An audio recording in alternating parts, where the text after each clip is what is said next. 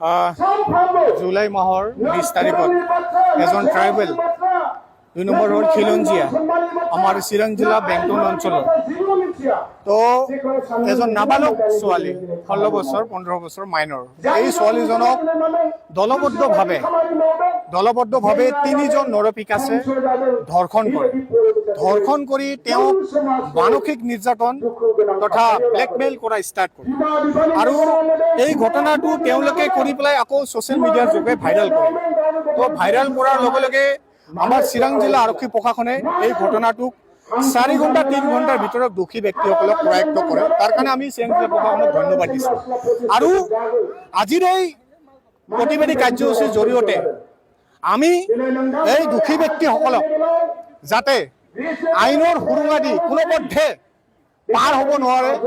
আমি সদৌ কোচৰাজমুচি ছাত্ৰ সন্থা আক্ৰাছুৱে তেওঁলোকৰ আমি ন্যায়ৰ ওচৰত আমাৰ আস্থা আছে ন্যায়ৰ জৰিয়তে তেওঁলোকক আমি ফাঁচীৰ ব্যৱস্থা কৰাৰ কাৰণে আমি দাবী জনাম আজিৰ এই প্ৰতিবাদ কাৰ্যসূচীৰ আৰু ক'ব বিচাৰিছোঁ যে আজিৰ এই ঘটনাই আমাৰ চিৰাং জিলা অঞ্চলত শেষ হওক আৰু তেনেকুৱা ধৰণৰ ৰেপটিছ সকলক আমাৰ চিৰাং জিলা প্ৰশাসনে কঠোৰতৰ কঠোৰ দমন কৰক আপোনালোকৰ লগত আমি চিৰাং জিলা আক্ৰাছু তথা বিভিন্ন জাতীয় দল সংগঠন আপোনালোকৰ লগত সহায় সহযোগিতা আগবাঢ়িব ধন্যবাদ